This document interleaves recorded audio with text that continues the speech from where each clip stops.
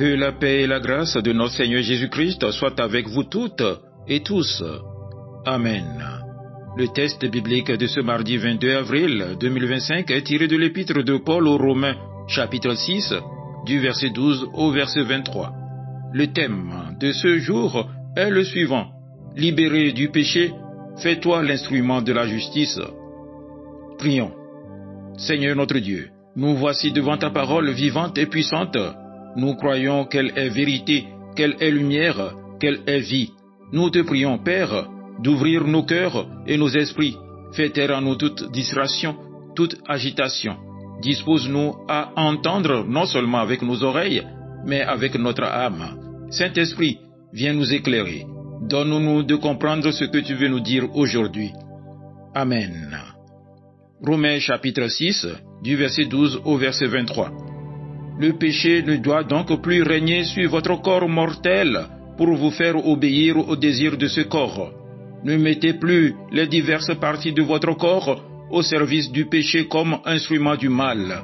Au contraire, offrez-vous à Dieu comme des êtres revenus de la mort à la vie et mettez-vous tout entier à son service comme instrument de ce qui est juste.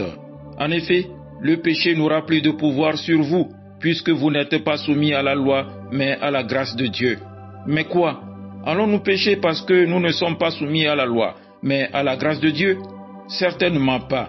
Vous le savez bien, si vous vous mettez au service de quelqu'un pour lui obéir, vous devenez les esclaves du maître auquel vous obéissez. Il s'agit soit du péché qui conduit à la mort, soit de l'obéissance à Dieu qui conduit à une vie juste.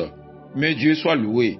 Vous qui étiez auparavant esclaves du péché, vous avez maintenant obéi de tout votre cœur au modèle présenté par l'enseignement que vous avez reçu. Vous avez été libérés du péché et vous êtes entrés au service de ce qui est juste. Vous avez été libérés du péché et vous êtes entrés au service de ce qui est juste. J'emploie cette façon humaine de parler à cause de votre faiblesse naturelle. Auparavant, vous vous étiez mis tout entier comme esclaves au service de l'impureté et du mal qui produisent la révolte contre Dieu. De même, maintenant, mettez-vous tout entier comme esclaves au service de ce qui est juste pour mener une vie sainte. Quand vous étiez esclaves du péché, vous étiez libres par rapport à ce qui est juste. Qu'avez-vous gagné à commettre alors des actes dont vous avez honte maintenant?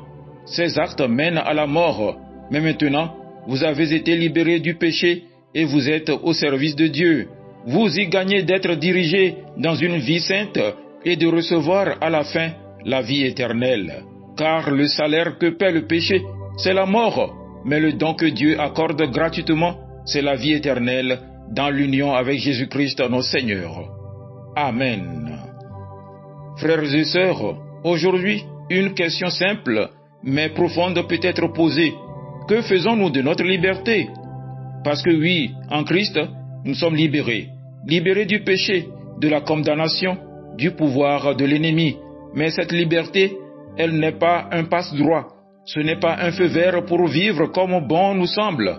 Non, elle a un but, un sens, une direction. Et Paul, dans Romains 6, nous le dit clairement. Si tu es libéré du péché, fais-toi un instrument de la justice. L'apôtre Paul commence en nous disant que le péché ne règne donc point dans votre corps mortel. Ça veut dire quoi? Le péché veut régner, il veut dominer, contrôler, gouverner notre corps, nos pensées, nos émotions, notre manière de vivre.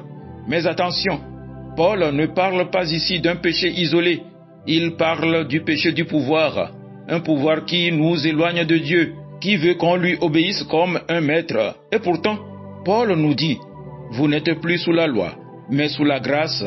En d'autres termes, tu n'es plus sous l'autorité du péché, tu es libre. Mais alors, que vas-tu faire de cette liberté?